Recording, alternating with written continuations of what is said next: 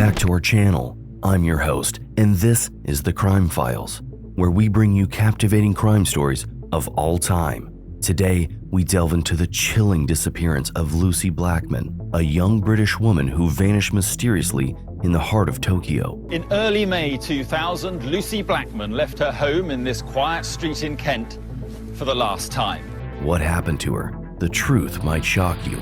Let's find out. But first, let's meet the heart of our story. Lucy Jane Blackman, born in 1978, brought immense joy to her parents, Tim and Jane Blackman. With her sharp wit and undeniable charm, she had a promising future ahead. But her adventurous spirit took her to faraway lands, and she began working for British Airways, inching closer to her dreams. Now, picture this: Tokyo at the turn of the millennium, a city bursting with life and vibrant nightlife.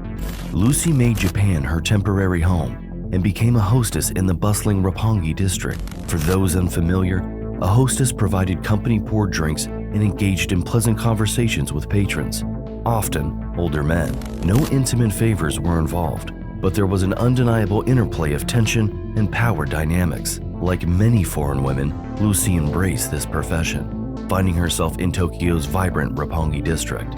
But on July 1st, 2000, everything changed. Lucy's last trace was a phone call, and as days passed without any word from her, worry gripped her family back in Kent. Japanese police began investigating, but some thought she might be on an unannounced vacation in neighboring Thailand, a common thing among tourists wanting to extend their stay. This would also be a perfect way to overstay her visa.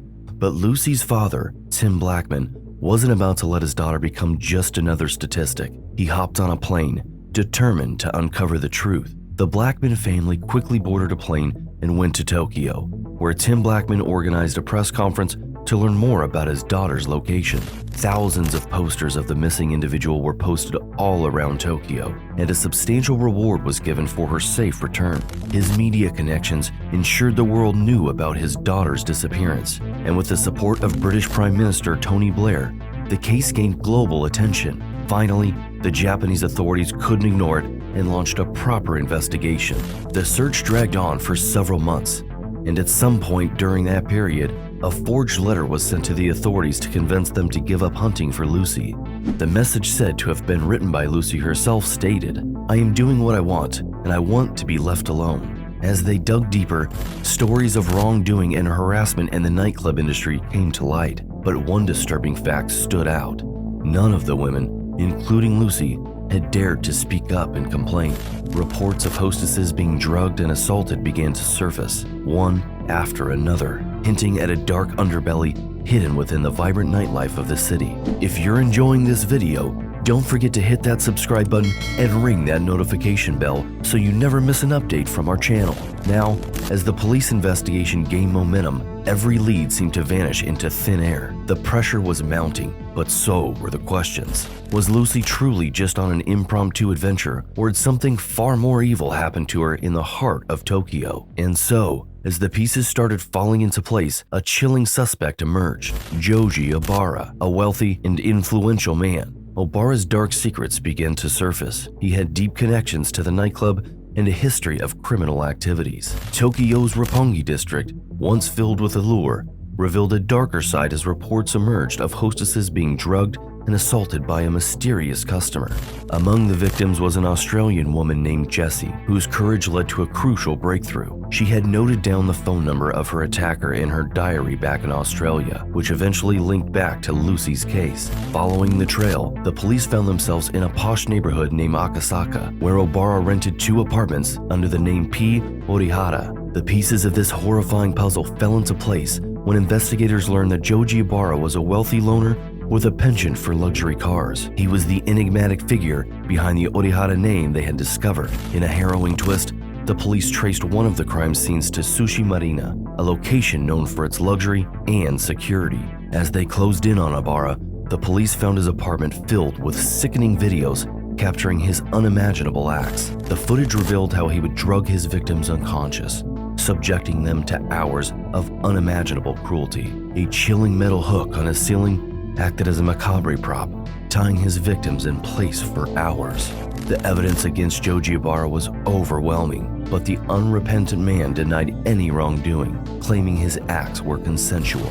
The victims' memories were hazy at best, and some couldn't even recognize themselves in the videos. The police sought a way to prove non-consent, and their search led them to an earlier tragedy involving another Australian woman named Carita Ridgway. O'Bara had sedated her with chloroform, leading to her untimely demise. Her liver, stored for study, now provided the crucial evidence of chloroform traces connecting O'Bara to his unspeakable crimes. Yet, amidst the horrifying revelations and mounting evidence, the whereabouts of Lucy Blackman remained unknown. Despite finding evidence of her and O'Bara's visit to Sushi Marina on the day of her disappearance, her body had eluded discovery, preventing murder charges against the monster responsible. In a desperate search, the authorities turned their attention to another of O'Bara's apartments, this time in Blusi Abaratsubo, hoping to find the missing pieces of the puzzle. They knew time was running out, as they believed Lucy's body had been taken there after death. And finally, after 223 agonizing days, a chilling discovery emerged: the lifeless body of Lucy Blackman, hidden away in a remote cave along the seashore.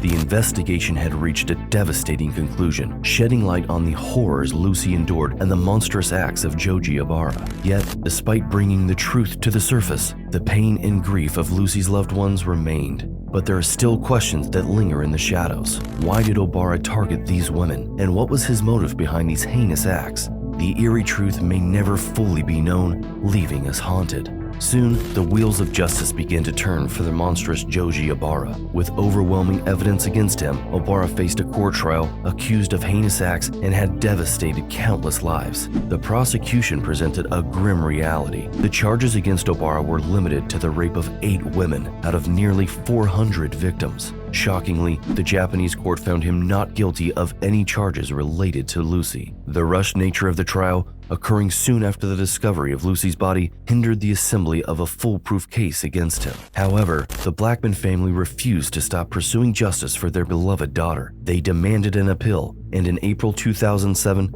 their efforts bore fruit. Joji O'Bara was finally found guilty of dismembering and abandoning Lucy's lifeless body. This verdict solidified his life imprisonment sentence, ensuring he would pay for his heinous deeds. The aftermath of this chilling case leaves us with the indelible memory of Lucy, cherished dearly by her family in Kent and forever etched in the hearts of those who knew her. But the story doesn't end there. Despite O'Bara's appeal in 2010, seeking mercy from the Supreme Court in Japan, there was no leniency for this heartless criminal. His plea for clemency fell on deaf ears, leaving him to bear the weight of his unforgivable actions behind bars. And so, the unfortunate story of Lucy Blackman's disappearance and the twisted acts of Joji O'Bara come to a close. Yet the shadows of this harrowing tale continue to haunt our thoughts, reminding us of the darkness that can lurk within the human soul. Though Lucy never got the justice she deserved, Netflix soon picked up the story. A new Netflix documentary, Missing: The Lucy Blackman Case, details the tragic tale of a lady who disappeared in Tokyo